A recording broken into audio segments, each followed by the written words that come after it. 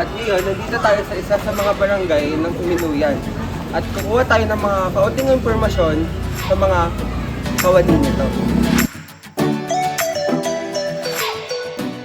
Good afternoon. Hello po, good afternoon po. Ngayon po kasama po natin si Sir Ferdinand P. Maglaya. Isa po siyang former kagawad ng Uminuyan 4.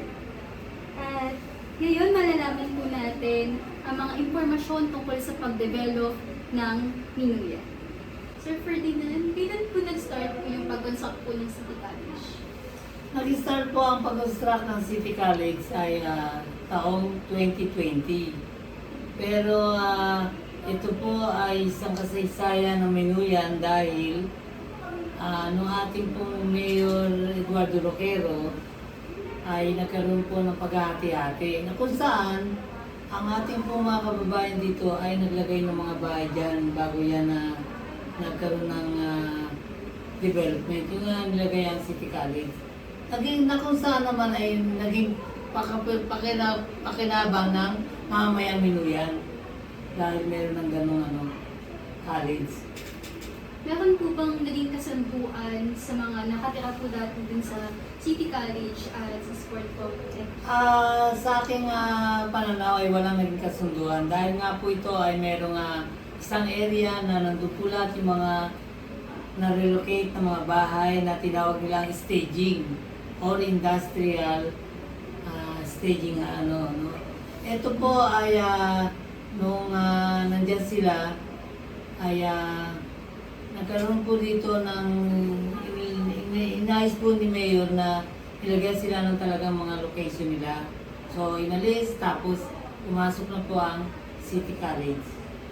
Ano po yung mga usually kinabuhayan at hanap buhay na po hindi pa po na-develop? Okay. Ang kabuhayan po ng mga Uminuyan noon ay ang mga pabrika dyan na meron po dyan mga tahian ng tent. Yung ating mga pabrika ng tinatawag ng kutsara, tinidor. At yung panguli ay tinatawag nilang damitan. Ayun lang po yung pinakaano. Tapos sa isang ibang mamamayan naming Uminuyan, sila po ay kumukuha lang sila ng pangkabuhayan nila sa pamamagitan ng kanilang pagtatanim at pag-aalaga ng mga hayop. Ganun lang po. Ano po yung pinaka naging epekto po ng pag-develop ng Uminuyan? Ang epekto na sinasabi mo ay isang maganda na ma-develop kasi hindi na po yung dating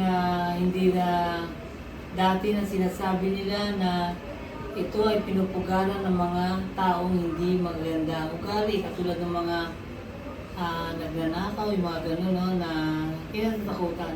Nung ma-develop po ito ay kinilala po ito ng isang malaking utang na loob ng mga mamayan dahil napakaganda na po. Pati po yung daanan na yan, napakaganda na.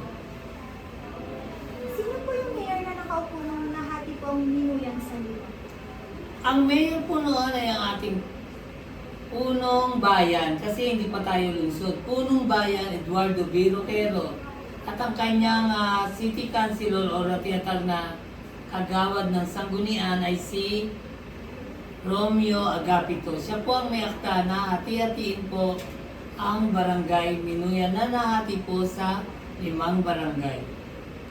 Maraming salamat po dahil pinahintulutan po kami na interviewin po kayo at magkakaroon po kami ng kaalaman tungkol sa Uminuyan. Maraming salamat po.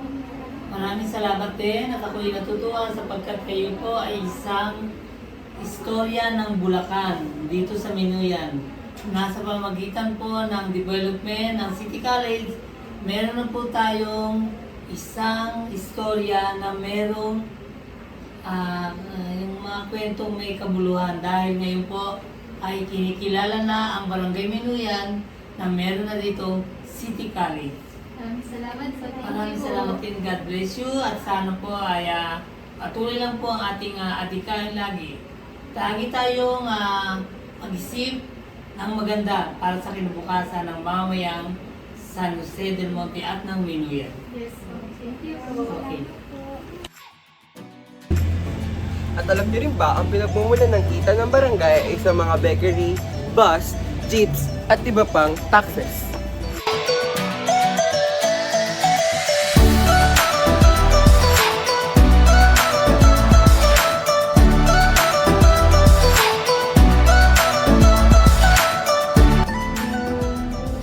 Alam niyo ba, nakalahati ng populasyon ng Minuyan ay Katoliko at ang natitira naman ay Iglesia, Kristiyano, at iba pa.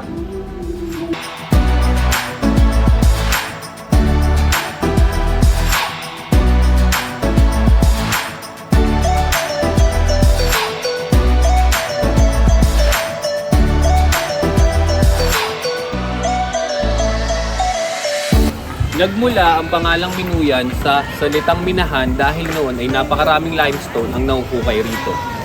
Ngayon, marami pa ring minahan na kung tawagin ay quarry. Noong January 25, 1978, nahati ang Barangay Minuyan sa Area A at nakapaloob dito ang Area 1 ng Santo Niño at Area B ng Citrus. At noong 1991, muling hinati ang Area A at mula dito nahati ito sa 6 na barangay. Ang Barangay 1, 2, 3, 4 at 5 at syempre hindi mawala ang Minuyan proper.